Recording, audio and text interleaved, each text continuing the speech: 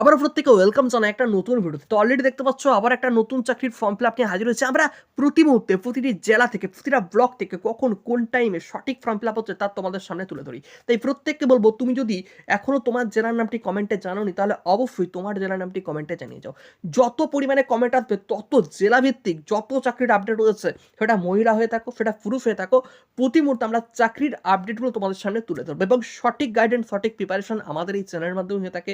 তাই অবশ্যই চ্যানেলটিকে সাবস্ক্রাইব করা ফাতে ফাতে পাশের বেলটাকে অল করে রেখো। এবার অনেকে বলতে সাবস্ক্রাইব করছি কিন্তু পাশের বেলটা অল করতে পারছি না। দেখো পাশে একটা সাবস্ক্রাইব বাটন আছে, ওই সাবস্ক্রাইব লেখাটাই ক্লিক করে দাও। ক্লিক করার সাথে সাথে দেখো অল বলে একটা অপশন চলে, ওই অলটাতে টাচ করে দাও, তাহলেই হয়ে গেল সাবস্ক্রাইব অ্যান্ড অল। যখন কোনো নতুন চাকরির আপডেট আসবে তখন তাহলে সেই ভিডিও নোটিফিকেশন তোমাদের কাছে গিয়ে পৌঁছে যাবে। এবার এখানে যে দেখো ফর্ম ফিল আপটা তোমাদেরকে কিন্তু সঠিকভাবে করতে হবে। ফার্স্ট নেম, এই ফার্স্ট নেমটা যখন ফিল আপ করবে এই ফর্মটা প্রিন্ট আউট করবে, সাইবার ক্যাফে যাবে, 3 টাকা কি 4 টাকা নেবে ফর্মটা প্রিন্ট আউট করতে। ফর্মটা প্রিন্ট আউট করবে, ফার্স্ট নেম সঠিকভাবে দিয়ে দেবে, মিডিল নেম সারনেম দেবে। তার আগে জেনে নেবো যে তুমি কোন জেলা থেকে রয়েছো। আমি জেলাগুলোর নাম বলছি, দিয়ে এই জেলাগুলোর মধ্যে থেকে তুমি হয়ে থাকো অবশ্যই কমেন্টে তুমি জানিয়ে যাও। উত্তর দিনাজপুর কি তোমার জেলার নাম? অবশ্যই কমেন্টে জানো। সাউথ 24 পরগনা থেকে কেউ রয়েছো তাহলে অবশ্যই জানো। পুরুলিয়া, পূর্ব মেদিনীপুর, পূর্ব বর্ধমান, পশ্চিম মেদিনীপুর, পশ্চিম বর্ধমান, নর্থ 24 পরগনা, নদিয়া, মুর্শিদাবাদ, মালদা, কলকাতা, কালিম্পং, ঝাড়গ্রাম, জলপাইগুড়ি, হাওড়া, হুগলি, দার্জিলিং, দক্ষিণ দিনাজপুর, কোচবিহার, বীরভূম, বাঁকুড়া, আলিপুরদুয়ার। পশ্চিমবঙ্গের 23টি জেলার মধ্যে তুমি কোন জেলা থেকে রয়েছো অবশ্যই কমেন্টে তোমার জেলার নামটা জানাও। এবং তোমার কি সত্যি করে একটি কাজের দরকার, তোমার কি এই কাজটা খুব প্রয়োজন, তাহলে অবশ্যই জানাও যে হ্যাঁ স্যার, প্রতি মুহূর্তে আপনি চাকরির আপডেটগুলো দিতে থাকুন, আমাদের কাজের একটি অত্যন্ত প্রয়োজন। তো তাই জন্য এই ফর্মটা প্রিন্ট আউট করে তোমাদেরকে ফিল আপ করতেই হবে। প্রথমত আমি দেখিয়ে দিই ফর্মটা সঠিকভাবে ফিল আপ করা অত্যন্ত জরুরি। নেম ইন ক্যাপিটাল লেটার, অর্থাৎ বড় হাতে তোমাকে পুরো ফর্মটা কিন্তু ফিল আপ করতে হবে। এবার এই ফার্স্ট নেম, এবার ধরে নিচ্ছি কারোর নাম হচ্ছে কি রিয়া, তো এই যে এখানে আর লিখে দিলে, তার পরের ঘরে আই লিখে দিলে, এটা কিন্তু পেনে ফিল আপ করবে, ঠিক আছে, রিয়া। যদি কারোর টাইটেল হচ্ছে একেবারে কুমারী, মানে রিয়া কুমারী দাস হতেই পারে একসঙ্গে। এবার যদি একসঙ্গে হয় তাহলে কিন্তু কুমারীটা এই ঘরে লিখবে, মিডিল নেমে কিন্তু ঢোকাবে না। যদি ভেঙে ভেঙে লেখা থাকে যে রিয়া কুমারী দাস, তাহলে মিডিল নেমে কুমারী লিখবে, কোনো ঘর কিন্তু ফাঁকা দেবে না। আমি যেমন লিখেছি ঠিক এভাবেই লিখবে, কোনো ঘর ফেলে রাখবে না, একটা করে ঘর ছেড়ে ছেড়ে এরভাবে ফর্ম ফিল আপ করবে না, তাহলে কিন্তু ফর্মটা ক্যান্সেল হয়ে যাবে। সারনেমে এবার ধরো দাস, DAS হয়ে গেল, ঠিক আছে। অনেকে কী করে বলো তো, যখন ফর্ম ফিল আপ করে, ঠিক আছে, এই সময় ওরা ভুলটা করে যেটা, সেটা হচ্ছে দেখো এখানে ডি লিখলো, তো এবার এই ঘরটা ফাঁকা রেখে দেয়, এখানে কিছু লেখা না, আবার পরের ঘরে এ, আবার ফাঁকা দিয়ে এস, মানে এই যে একটা করে ঘর ছেড়ে কেউ কিন্তু কোনো ফর্ম ফিল আপ করবে না। চলো নেক্সট আসছে, এখানে দেখো বাবার নাম, অথবা যদি কারো হাজব্যান্ড থাকে তাহলে হাজব্যান্ডের নাম লিখবে, এখানটায় নাম লিখবে, নামটা লেখার পরেতে একসঙ্গেই নামটা লিখবে এবং এখানে তো তোমার হচ্ছে টাইটেলটা, ঠিক আছে, অর্থাৎ পদবিটা লিখবে এই দুটো ঘরের মধ্যে। নেক্সট ডেট অফ বার্থ, অর্থাৎ যার জন্ম তারিখ, যেটা যদি কারো জন্ম তারিখ হয়, আমি লিখেছি যেমন 1 তারিখ অর্থাৎ জানুয়ারি মাসে জন্ম, ঠিক আছে, জানুয়ারি 1 তারিখে, তাহলে 0101, এবার ধরো 2000 সালে কারো জন্ম হয়েছে, তো এরকম লিখে দিবে, ঠিক আছে, 1/1/2000, কোনো ঘর কিন্তু ফাঁকা রাখবেন এখানটায়। এবার কার কত জন্মের মাস, ঠিক আছে, এবার যদি কারো ওয়াইফাই 22 বছর তাহলে 22 বছর, ঠিক আছে, 3 মাস এরকম লিখে দেবে, ঠিক আছে। ম্যারিটাল স্ট্যাটাসে চলে আসো, এখান থেকেও বিবাহিত হয়ে থাকে তাহলে ম্যারিডের ঘরে টিক দেবে, অনেকের হয়তো ডিভোর্স হয়ে গেছে কোনো কারণে তাহলে ডিভোর্সের ঘরে টিক দেবে, যদি কেউ বিধবা হয়ে থাকে তাহলে বিধবার ঘরে, অর্থাৎ উইডোর ঘরে টিক দেবে, বিধবা হয়ে থাকলে উইডোর ঘরে টিক, ডিভোর্স হলে এই ঘরটায় টিক এবং ম্যারিড হলে এই ঘরটায় টিক। ন্যাশনালিটি অবশ্যই কিন্তু ইন্ডিয়ান, তো সেক্ষেত্রে এখানটায় লিখে দেবে ইন্ডিয়ান, ঠিক আছে, INDIAN, ঠিক আছে, ইন্ডিয়ান এটা লিখবে। নেক্সট দেখো রয়েছে অ্যাড্রেস, এবার অ্যাড্রেসটা প্রত্যেকে জানো, এখানে তোমার গ্রামের নামটা লিখবে, এখানে তোমার হচ্ছে জেলার নামটা লিখবে, তারপর দেখো তোমার পোস্ট অফিস, এখানে পোস্ট অফিসের নামটা লিখবে, তারপর দেখো তোমার টাউনের নেম, অর্থাৎ টাউন বা সিটি যেটা তোমার বাড়ির কাছাকাছি যেটা তোমার সিটি রয়েছে সেই সিটির নামটা লিখবে। মিউনিসিপ্যালিটির আন্ডারে থাকলে মিউনিসিপ্যালিটির name, ward number, district name, state, pincode, এগুলো কিন্তু প্রতিটা ফর্ম ফিল আপ করবে। এবার ডিস্ট্রিক্ট নামটা তো এখানে দেওয়া আছে, তাই তোমাকে এখানে শুধু গ্রামের নামটা লিখলে ঠিক আছে, আর এখানে ডিস্ট্রিক্ট নেম লেখার কোনো প্রয়োজন নেই। যদি পারো এখানেতে তোমার থানার নামটা বা পুলিশ স্টেশনের নামটা লিখে দিতে পারো, আর না লিখলেও চলবে, জাস্ট তোমার গ্রামের নামটা, অথবা তুমি যদি কোনো শহর থেকে হয়ে থাকো তাহলে সেই শহরের নামটা এখানে লিখে ফর্মটি ফিল আপ করবে। তারপর এখানে একটা দেখো পাসপোর্ট সাইজের ফটো, এখানটা একটা অ্যাটাচ করে দেবে পাসপোর্ট সাইজের ফটো, এবং পাসপোর্ট সাইজের ফটোটা অ্যাটাচ করার পর সেই ফটোর উপর একটা সিগনেচার করবে, অবশ্যই সিগনেচার করবে, নয়তো কিন্তু ফর্মটা ক্যান্সেল হয়ে যাবে, এবং ফটোটা যেন 3 মাসের মধ্যে তোলা হয়। তোমার এই যে এখানে মোবাইল নাম্বার রয়েছে, তো মোবাইল নাম্বারটা দিয়ে দেবে, তারপর দেখো রয়েছে রেসিডেন্স, অর্থাৎ তুমি কোন এলাকার রেসিডেন্স, এই রেসিডেন্স মানে জায়গার নামটা, ঠিক আছে। ইমেল আইডি থাকলে ইমেল আইডি দিয়ে দেবে। এবার দেখো এখানেতে একাডেমিক কোয়ালিফিকেশন মাধ্যমিক অর ইকুইভ্যালেন্ট অ্যান্ড অনওয়ার্ডস। এবার প্রত্যেককে প্রুফ অফ এজের এখানটায় করে দেখো ওয়াই লিখবে, ঠিক আছে, yes. Number of documents enclosed photocopies, এবার এখানটায় ডকুমেন্টসের নাম্বার অর্থাৎ অ্যাডমিট কার্ডের যে নাম্বারটা সেটা লিখে দেবে। প্রুফ অফ একাডেমিক কোয়ালিফিকেশান, অর্থাৎ মাধ্যমিক পাস হয়েছে যেহেতু তাই ওয়াই লিখবে। লেখার পর মাধ্যমিকের যে সার্টিফিকেট নাম্বারটা সেটা এখানে বসিয়ে দেবে। প্রুফ অফ রেসিডেন্স, অর্থাৎ আধার কার্ড, ভোটার কার্ড বা রেশন কার্ড যে কোনো একটা কিছু এখানটায় ওয়াই দিয়ে দিয়ে তোমার যেটা আছে সেই নাম্বারটা, রেশন কার্ড থাকলে রেশন কার্ডের নাম্বার, ভোটার কার্ড থাকলে ভোটার কার্ডের নাম্বার, আধার কার্ড থাকলে আধার কার্ডের নাম্বারটা এখানে বসিয়ে দেবে। কাস্ট সার্টিফিকেট, এই কাস্ট সার্টিফিকেটে ওয়াই লিখে দিলে, দিয়ে কাস্ট সার্টিফিকেটের যে নাম্বার সেই নাম্বারটা এখানে বসিয়ে দাও।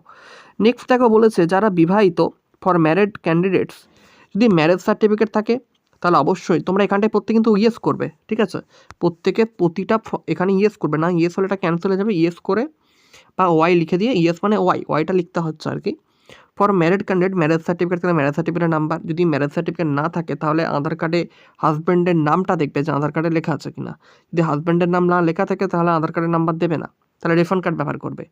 আর যদি রেশন কার্ডও না থাকে দেখবে ভোটার কার্ডে রয়েছে, তাহলে সেই ভোটার কার্ডের নাম্বারটা এখানে বসিয়ে দাও, মানে যেটাতে তোমার হাজব্যান্ডের নাম লেখা থাকবে সেই সার্টিফিকেট, আধার কার্ড হোক, ভোটার কার্ড হোক বা রেশন কার্ড হোক, সেই সার্টিফিকেটের নাম্বারটা এখানে বসাতে হবে। ফর উইডো ক্যান্ডিডেট, যারা বিধবা নিশ্চয় তাদের ডেথ সার্টিফিকেট হচ্ছে হাজব্যান্ডের, সেই হাজব্যান্ডের ডেথ সার্টিফিকেটের নাম্বারটা বসিয়ে দাও। ফর ডিভোর্সড ক্যান্ডিডেট, যাদের ডিভোর্সড হয়ে গেছে অলরেডি, কোর্ট অর্ডার ফর ডিভোর্সটি পেনি, মানে কোর্টের অর্ডার অনুযায়ী একটা সার্টিফিকেট থাকে, সেই সার্টিফিকেটের নাম্বারটা এখানে বসিয়ে দিতে হবে। তারপর পুরোটা এটা একটু পরে দেখে নেবে যে আমার ডিক্লেয়ারগুলো যদি ঠিকঠাক হয় তাহলে ফর্মটা আমার ফিল আপ হলো।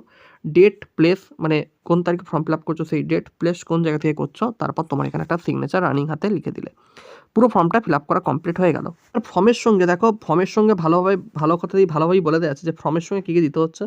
না, ফর্মের সঙ্গে candidate should enclose self attested copy of proof of age, মানে মাধ্যমিকের অ্যাডমিট কার্ডের একটা কপি যেখানে নিজের সই থাকবে। প্রুফ অফ রেসিডেন্স, অর্থাৎ আধার কার্ড, ভোটার কার্ড বা রেশন কার্ডের একটা কপি যেটা জেরক্স করে তুমি সেখানে সিগনেচার করছো। মার্কশিট অফ মাধ্যমিক or equivalent examination as applicable, অনেকে মাধ্যমিক পাস করেছো, সবাই যারা মাধ্যমিক পাস করতে মাধ্যমিকের সার্টিফিকেটটাকে জেরক্স করবে, ঠিক আছে। মার্কশিটটা, সার্টিফিকেট আলাদা, মার্কশিট আলাদা। মার্কশিট মানে যেখানে মার্কসগুলো লেখা আছে সেই মার্কশিটটা তোমরা অবশ্যই জেরক্স করে নাও। জেরক্স করার পর সেই মাধ্যমিকের মার্কশিটে একটা সিগনেচার করবে। যাদের কাস্ট সার্টিফিকেট আছে কাস্ট সার্টিফিকেটের ওপর সিগনেচার করবে, মানে প্রতিটা, তাহলে কী কী বললাম ভালো করে শোনো, Aadhaar card, voter card, ration card, মাধ্যমিকের মার্কশিট, আর হচ্ছে তোমার মাধ্যমিকের অ্যাডমিট কার্ড এবং কাস্ট সার্টিফিকেট, এগুলো প্রত্যেকটার ওপর সিগনেচার করিয়ে ওই ফর্মটার সঙ্গে অ্যাটাচ করে দেবে, ঠিক আছে। তারপর দেখো বলেছে candidate also enclose self attested copy of marriage certificate. এবার যেই সার্টিফিকেটগুলো বললাম, ম্যারেজ সার্টিফিকেট থাকলে, না থাকলে ভোটার কার্ড, নাহলে রেশন কার্ড বা মানে আধার কার্ড যেটাতে হাজব্যান্ডের নাম লেখা আছে সেই সার্টিফিকেটের উপর সিগনেচার করবে। সিগনেচারগুলো দেখবে নিচে নিচে করতে হয়। তো death certificate husband of for widows honourable court order for divorce if any for divorce, ঠিক আছে।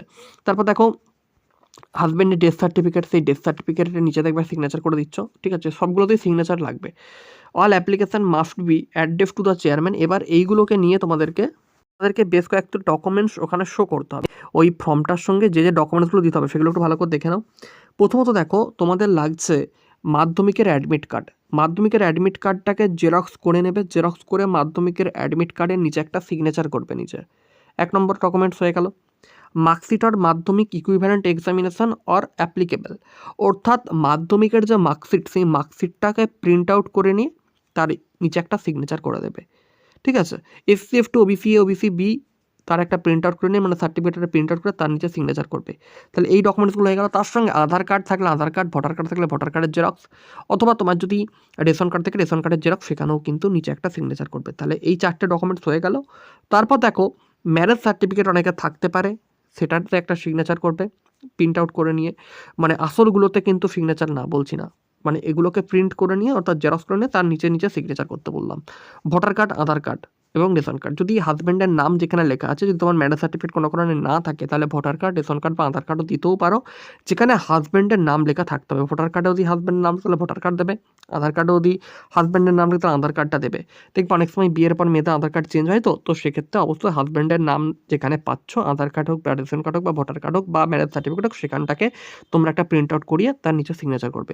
এবার অনেকের ডিভোর্স হচ্ছে, সেই ডিভোর্সে দেখবে তোমাদের সমস্ত কিছু উল্লেখ করা আছে। তো ডিভোর্স সার্টিফিকেটটা একটা সিগনেচার করে নেবে এবং যাদের বিধবা, সেই বিধবা যে একটা সার্টিফিকেট দেয় হাজব্যান্ডের ডেথ সার্টিফিকেট, সেই ডেথ সার্টিফিকেটটা নিয়ে শো করলেই হবে সিগনেচার করে। এবং তোমাদেরকে দেখো এখানে থেকে কি বলেছে 31 তারিখ হচ্ছে লাস্ট ডেট, ঠিক আছে, বিকাল 5টার মধ্যে তোমাদেরকে এখানে জমা করতে হবে। দেখো বয়স রয়েছে 30 থেকে 40 বছর, দেখো লেখা আছে এখানেতে এজ হচ্ছে কত 30 থেকে 40 বছর। এবার যারা SC ST OBC OBC B অর্থাৎ যাদের কাস্ট বা ক্যাটাগরি রয়েছে তারা 22 থেকে 40 বছর অবধি সুযোগ পাচ্ছ। তোমাদেরকে মাধ্যমিক পাস হলেই হচ্ছে, ঠিক আছে। অনেকে বলছো আমি BA পাস, HS পাস, এগুলো তোমাদের শো না করলেও চলবে, মাধ্যমিক পাস হলেই তুমি এই ফর্মটা ফিল আপ করতে পারছো। বেতন রয়েছে 5,250 টাকা এবং তোমাদের এটা হচ্ছে হেলথের রিকোয়ারমেন্ট হবে, ঠিক আছে।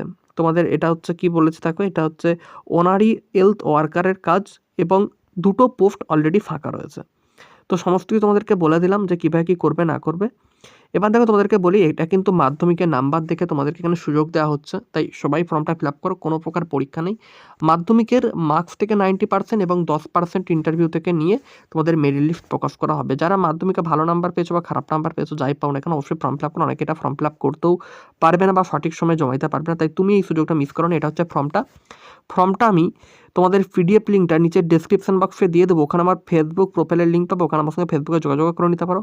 তো এখান থেকে ফর্মটা ডাউনলোড করে নাও, ডাউনলোড করে তোমরা চাইলে এগুলো সমস্ত কিছু একবার নিজেরাও পড়ে দেখে নিতে পারো যদি বুঝতে পারো। আর ফর্মটা সঠিকভাবে ফিল আপ করো, ফিল আপ করে খামের মধ্যে মুড়ে এবং যে ডকুমেন্টসের কথা বললাম সেই ডকুমেন্টসগুলোকে সই করে, অর্থাৎ প্রিন্ট আউট করে সই করে সেই ডকুমেন্টসগুলো সমেত এই ফর্মটাকে নিয়ে জমা করতে হবে বিষ্ণুপুর মিউনিসিপ্যালিটির আন্ডারে যে চেয়ারম্যানের অফিস রয়েছে, অর্থাৎ মিউনিসিপ্যাল অফিসের যে চেয়ারম্যানের অফিসের ড্রপ বক্স বলে দেখবে একটা লেখা থাকে, দেখবে মানে ওই সোম থেকে শনিবারের মধ্যে যেতে হয়, ঠিক আছে। সেখানে ড্রপ বক্সে অর্থাৎ চেয়ারম্যানের যে মিউনিসিপ্যাল অফিস, সেই চেয়ারম্যানের বিষ্ণুপুর মিউনিসিপ্যাল অফিসে গিয়ে ওয়ার্কিং ডেজ অর্থাৎ যে কদিন ছুটি থাকে না, অর্থাৎ যেদিন প্রতিদিন কাজ হচ্ছে রবিবারটা বাদে, রবিবার বাদে প্রতিদিন তুমি ওখানে যে কোনো একটা দিন গিয়ে ফর্মটা জমা দেবে। 31 তারিখ বিকেল 5টার মধ্যে জমা দিতে হবে। জানুয়ারির 31 তারিখ হচ্ছে লাস্ট ডেট, তার আগে অবশ্যই প্রত্যেকে জমা দিয়ে দাও। আর এটা কেবলমাত্র মেয়েরা অ্যাপ্লাই করতে পারছো এবং জেনারেল ক্যাটাগরি থেকে 30 থেকে 40 বছর বয়স হতে হবে এবং অন্যান্য ক্যাটাগরির ক্ষেত্রে 22 থেকে 40 বছরের মধ্যে বয়স হতে হবে। এবং যারা অ্যাপ্লাই করতে পারছো তাদের প্রত্যেকে বিবাহিত, ডিভোর্স অথবা বিধবা হতে হবে, তারাই অ্যাপ্লাই করতে পারছো। আমাদের কিন্তু এটা পার্মানেন্ট কাজ না, মানে 1 বছরের জন্য তোমরা এটা কন্ট্রাকচুয়ালি করবে। যদি কাজ তোমাদের খুব ভালো লাগে তাহলে এখান থেকে তোমাদেরকে পার্মানেন্ট করে নেওয়া হবে। তো অবশ্যই এরকম চাকরির সুযোগ হাতছাড়া করো না, কারণ এখন চাকরি পাওয়া অত্যন্ত কঠিন ব্যাপার। তো সেই জায়গায় দাঁড়িয়ে তুমি যদি কাজটা পেয়ে যাও তাহলে অবশ্যই মনে রেখো যে তুমি এটা থেকে পার্মানেন্ট অবশ্যই হয়ে যেতে পারো। তো অবশ্যই এরকম নতুন চাকরির আপডেট পেতে আমাদের চ্যানেলটিকে সাবস্ক্রাইব করে এবং সঠিকভাবে যদি কোথাও বুঝতে কোনো অসুবিধা হয়ে থাকে তাহলে নিচের ডেসক্রিপশন বক্সে দেখো আমার ফেসবুক প্রোফাইলের লিঙ্ক আছে, এই ফর্মটার লিঙ্ক আছে, ফর্মটা ডাউনলোড করে ফর্মটা ফিল আপ করে নাও এবং এই শর্তগুলো একবার ভালো করে পড়ে নাও। তো প্রত্যেকে ভালো থেকো, সুস্থ থেকো, পরবর্তীতে দেখা হচ্ছে একটা নতুন ভিডিও নিয়ে।